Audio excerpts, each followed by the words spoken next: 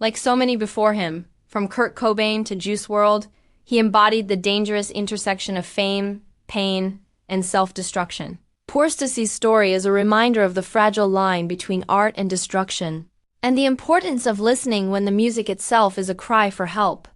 Poorstacy may be gone, but his legacy will continue to echo in the underground scenes he helped shape.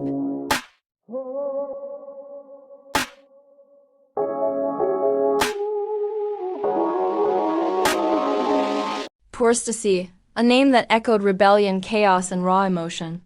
He was more than just a rapper, he was a symbol of a generation caught between fame and destruction.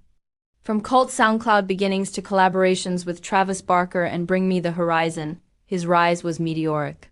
He blended emo rap, punk rock, post-punk, and heavy metal, creating a sound that was chaotic, raw, and emotionally charged. But behind the music was a storm of controversy, arrests, and personal struggles. And in November 2025, at just 26 years old, his story ended in tragedy. This is the rise, the chaos, and the fall of Poorstacy. Poorstacy was born Carlito Jr. Milford on March 15, 1999 in Palm Beach, Florida. His childhood was shaped by contradictions, the postcard image of Florida with its beaches and sunshine, and the darker realities of poverty, violence, and instability. Those contradictions became the fuel for his art. From the beginning, he refused to be boxed into one genre.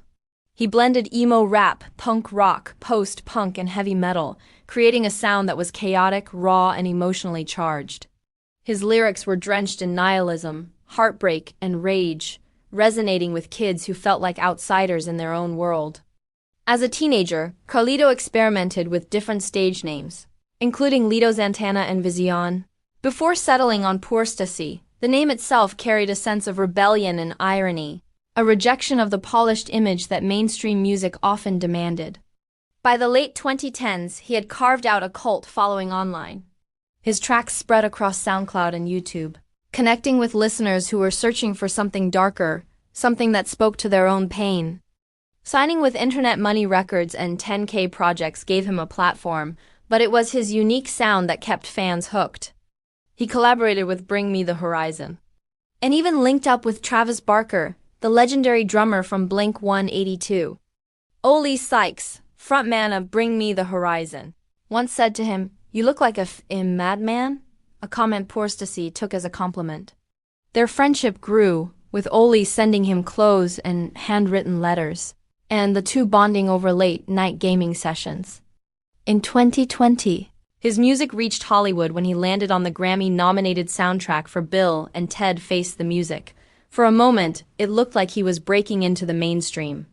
His fusion of emo rap and punk rock wasn't just underground anymore. It was being recognized on a global stage. His discography reflected constant experimentation.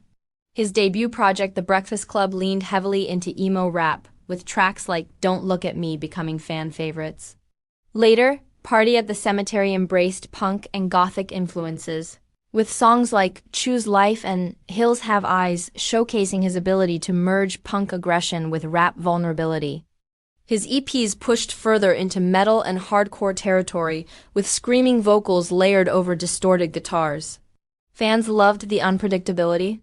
Every release felt like a new chapter, a new experiment, a new way of channeling chaos. But fame never came without shadows. In 2023, Poorstacy was arrested after allegations of assault involving his girlfriend.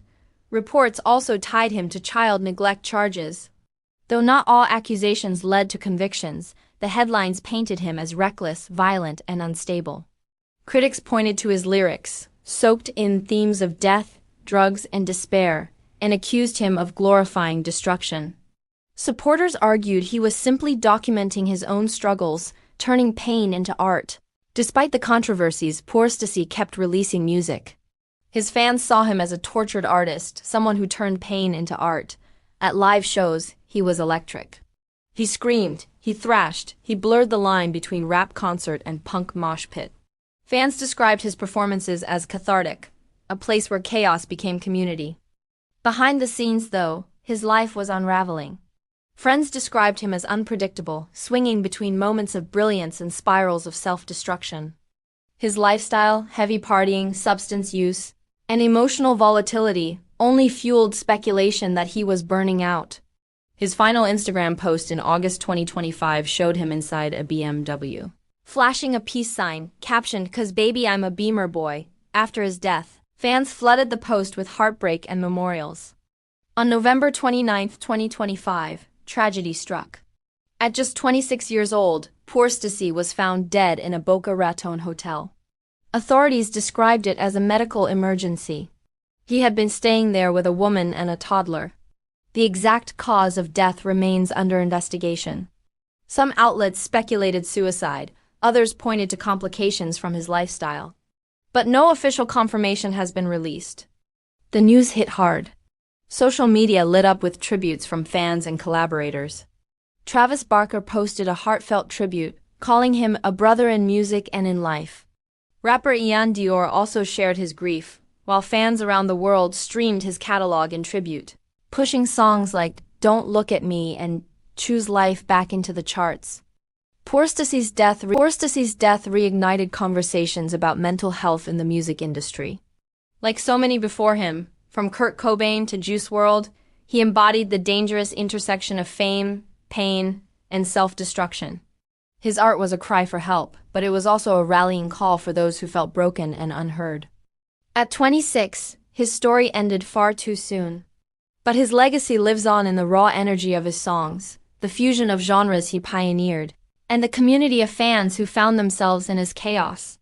Poorstacy wasn't polished, he wasn't safe. He was messy, controversial, and unforgettable. And that's exactly why his music mattered. He lived fast, he burned bright. Poorstacy's story is a reminder of the fragile line between art and destruction, and the importance of listening when the music itself is a cry for help. Poorstacy may be gone, but his legacy will continue to echo in the underground scenes he helped shape. If you liked this video, please throw me a thumb. And please also consider subscribing for more stories on music and culture. And maybe share this video with someone who might need to hear it. Hope to see y'all in the next one.